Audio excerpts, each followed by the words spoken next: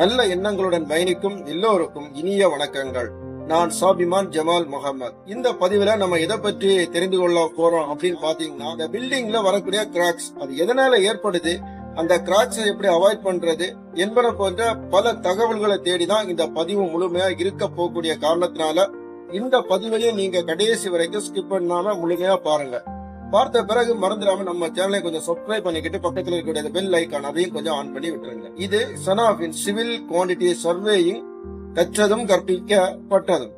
எந்த மாதிரியான பில்டிங்கா இருந்தாலும் அந்த பில்டிங்கை பயன்படுத்திட்டு இருக்கக்கூடியவங்களுக்கு அந்த பில்டிங்ல ஏதாவது ஒரு இடத்துல ஒரு கிராக்ஸ் வந்து டெவலப் ஆகுதுன்னு அவங்க பார்த்தாங்கன்னா, பார்த்த நேரத்துல இருந்து அவங்களுக்கு உள்ளாடி கவலையும் பயமும் நிச்சயமா வரதான் ஆரம்பிக்கும்.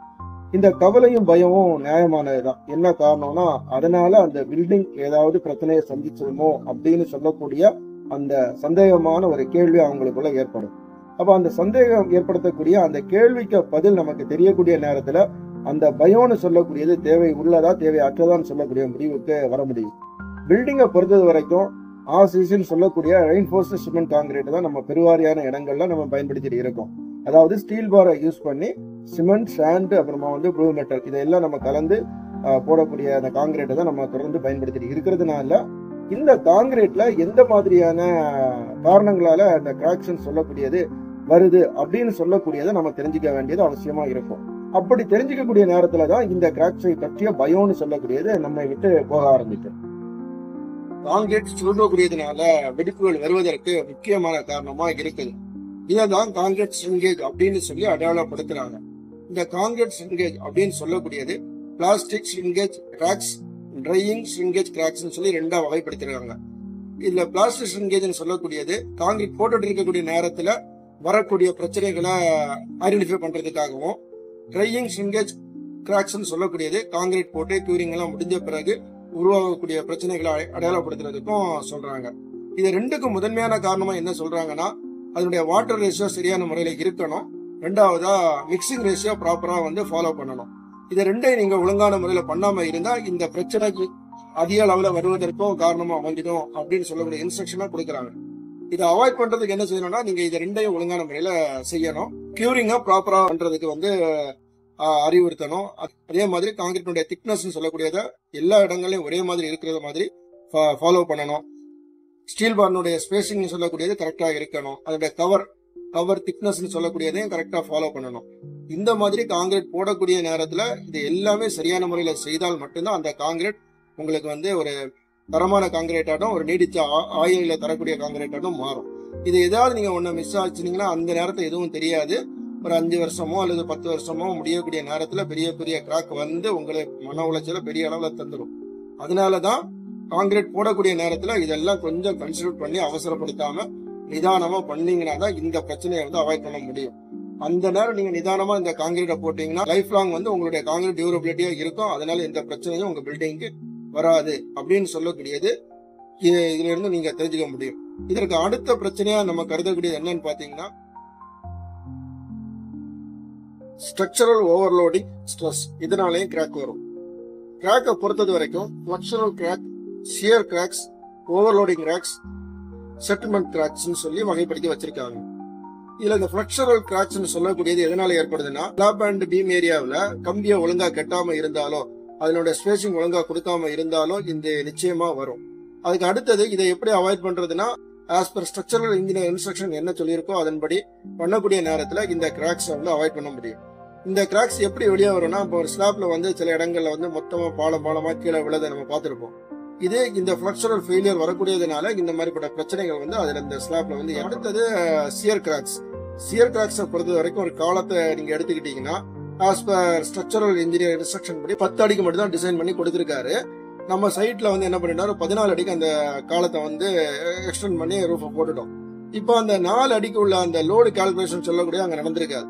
ஆனா இவங்க as per structural engineer instruction படி காலத்தை கம்பியெல்லாம் கட்டி முடிச்சிட்டாங்க. இந்த இடத்துல சில நேரங்கள்ல ஃபெயிலியர் ஆகுறதுக்கும் வாய்ப்பு இருக்கும். ஏன்னா இவங்க ப்ராப்பரா வந்து சேர இன்வெஸ்ட்மெண்ட்டை வந்து பைண்ட் பண்ணாம இருந்தாலோ, அல்லது அந்த ஸ்பேசிங்ல வந்து இவங்க அட்ஜஸ்ட்மெண்ட் பண்ணி அந்த ஸ்பேசிங்ல வந்து ஒவ்வொரு ரிங்ஸை வந்து அட்ஜஸ்ட்மெண்ட் பண்ணி வந்து கட்டினாங்களோ, லோடு வந்து ஃபெயிலியர் ஆகக்கூடிய நேரத்துல ஒரு காலத்தினுடைய டயகனல் போர்ஷன்ல வந்து என்ன ஆகுனா கிராக் வர ஆரம்பிக்கும். அந்த கிராக் வந்து நமக்கு வெளியே வரக்கூடிய நேரத்துல மிகப்பெரிய அளவுல பிரச்சனைகளை வந்து உருவாக்கும். அப்போ இந்த சியர் கிராக்ஸ் சொல்லக்கூடியது காலத்துல நம்ம கட்டக்கூடிய அந்த கம்பின்னு சொல்லக்கூடியது சரியான முறையில நம்ம பயன் பண்ணணும். அந்த ஸ்பைரல்னு சொல்லக்கூடிய ஒரு சிஸ்டம் இருக்கும், அந்த சிஸ்டத்தின் படி அதை வந்து ப்ரொவைட் பண்ணணும். இதெல்லாம் கன்சிடர் பண்ணாதான் இந்த கிராக்ஸை வந்து அவாய்ட் பண்ண முடியும். அடுத்து ஓவர்லோடு கிராக்ஸ் சொல்லக்கூடியது, இது உங்க பேர்லயே இருக்குது. அளவுக்கு அதிகமா லோடு வரக்கூடிய நேரத்தில், அதாவது நான் ஏற்கனவே ஆரம்பத்துல சொன்ன அந்த ஸ்லாப் திக்னஸ் சொல்லக்கூடியது 4.5 இன்ச்சுக்கு டிசைன் பண்ணி இருக்கக்கூடிய அந்த ஸ்லாப்புக்கு நீங்க 5 இன்ச்சோ 5.5 இன்ச்சோ காங்கிரீட்டோட திக்னஸ் கூட்டினீங்கன்னா நிச்சயமா ஃபெயிலியர் ஆகும். ஃபெயிலியர் ஆகக்கூடிய நேரத்தில் இந்த ஃபிளக்சுரல் கிராக்ஸும் ஓவர்லோடு கிராக்ஸ் எல்லாமே வந்து ஒவ்வொன்றா அந்த ஸ்லாப்ல வந்து வர ஆரம்பிச்சிடும். அதனால இதையும் நீங்க என்ன செய்யணும்னா கன்சிடர் பண்ணிக்கிடணும். செட்டில்மெண்ட் கிராக்ஸை பொறுத்தது வரைக்கும் இப்போ பாட்டம் ஆஃப் ஃபவுண்டேஷன் ஒன்று கொடுத்துருப்பாங்க, ஒரு 5 அடி பாட்டம் ஆஃப் ஃபவுண்டேஷன் கொடுத்துருப்பாங்க. நம்ம ஆட்கள் என்ன பண்ணுவோம்னா 5 அடியில ஒரு காலத்தை ஒரு ஃபுட்டிங்கை வந்து போட்டிருப்போம், அடுத்தது 5.25 அடியில ஒரு ஃபுட்டிங் இருக்கும், இன்னொன்று 5.5 அடியில ஒரு ஃபுட்டிங் இருக்கும். அப்போ 3 ஃபுட்டிங் 3 லெவல்ல இருக்கக்கூடிய நேரத்துல மேல லோடு வந்தா அந்த பில்டிங் என்ன நிலைமைக்கு ஆகும் அப்படின்னு சொல்லக்கூடியதை நீங்களே இமேஜின் பண்ணிக்கிடுங்க. அப்ப எதை செய்தாலும் ப்ராப்பரா செய்யணும். ப்ராப்பரா செய்யக்கூடிய நேரத்துல தான் அந்த பில்டிங்ல கிராக்ஸ் சொல்லக்கூடியதை முழுமையா தவிர்க்க முடியும். நம்ம எதையுமே ஒழுங்கா செய்யாம பில்டிங்ல கிராக் வருமானு கேட்டீங்கன்னா வரதான் செய்யும். ஸோ ப்ராப்பர் வேயை என்னைக்கு நம்ம கொண்டு போறோமோ அப்பதான் அந்த பில்டிங்னு சொல்லக்கூடியது சரியான முறையில் நமக்கு கிடைக்கும். இந்த இடத்துலதான் வந்து இன்ஜினியர்ஸ் சொல்லக்கூடியவங்க தேவைப்படுவாங்க. எல்லாராலையும் எல்லா வேலையும் செய்ய முடியும், அதுல எந்த மாற்று கருத்தும் இல்ல. எதுக்காக வந்து ஒவ்வொருத்தன் 4 வருஷம் 3 வருஷம் படிச்சுக்கிட்டு இந்த தொழிலை செய்யறாங்கன்னா அந்த என்ன செய்தா என்ன பிரச்சனை வரும்னு சொல்லி கொடுப்பாங்க. அப்ப அவங்களுக்கு தான் அந்த டீட்டெயில் தெரியுமே தவிர எல்லாருக்கும் தெரியாது. இவங்க சொல்றதை கேட்டுட்டு வந்துதான் அவங்க பில்டிங் எடுத்து செய்துட்டு இருப்பாங்க. அவ பில்டிங் எடுத்து செய்யக்கூடியவங்களுக்கு அந்த இன்ஃபர்மேஷன் மட்டும் தான் தெரியும், அதுக்கு அடுத்தது என்ன செய்யணும் அப்படின்னு சொல்லக்கூடிய தெரியாது. தெரியாத காரணத்தினாலதான் இந்த மாதிரிப்பட்ட பல பிரச்சனைகள் ஒவ்வொரு பில்டிங்கும் சந்திக்க வேண்டிய சூழ்நிலையும் ஏற்படும். அதனால எதை செய்தாலும் ஒரு ப்ராப்பரா அதற்கென்று படிச்ச எக்ஸ்பீரியன்ஸ் இருக்கக்கூடியவங்களை ரெஸ்பெக்ட் பண்ணி நீங்க செய்யக்கூடிய நேரத்துலதான் அந்த ஒர்க்குன்னு சொல்லக்கூடியது சரியான முறையில வரும் அப்படின்னு சொல்லக்கூடிய இந்த தகவலை உங்ககிட்ட சொல்றதுக்காக தான். கிராக்ஸ் இன்னும் பல டைப் ஆஃப் கிராக்ஸ் இருக்குது, இது ஒரு புரிதலுக்காக உங்ககிட்ட சொல்லணும்னு தோணுச்சு. அதனாலதான் இந்த வீடியோ வந்து நான் இப்போ பதிவு பண்ணியிருக்கிறேன். சொல்லப்பட்டிருக்கக்கூடிய இந்த தகவலுடைய அடிப்படையான நோக்கம் என்னன்னா, ஒரு பில்டிங்னு சொல்லக்கூடியது சாதாரண விஷயம் கிடையாது. எல்லாரும் பில்டிங்கை வந்து கட்ட முடியும், ஆனா அதற்கு தகுதியானவங்க அதுக்கு படிச்சவங்க கட்டக்கூடிய நேரத்துல அந்த பில்டிங்னு சொல்லக்கூடியது உங்களுக்கு பல வகையில வந்து மனசுக்கும் சரி இன்ன பிற காரியங்களுக்கும் சரி உபயோகமா மாறும் அப்படின்னு சொல்லக்கூடிய சிந்தனை உங்களுக்குள் வரணும்னு சொல்றதுக்காக தான். அதனால கிராக்ஸை அவாய்ட் பண்ணணும்னா நீங்க ப்ராப்பர் வழியை வந்து நீங்க என்ன செய்யணும்னா பின்பற்றணும் அப்படின்னு சொல்லக்கூடிய அந்த சிந்தனையோடு இந்த பதிவை நான் முடிக்கிறேன். மீண்டும் அடுத்த ஒரு நல்ல தலைப்பில் நாம் சந்திக்கலாம். நன்றி, வணக்கம்.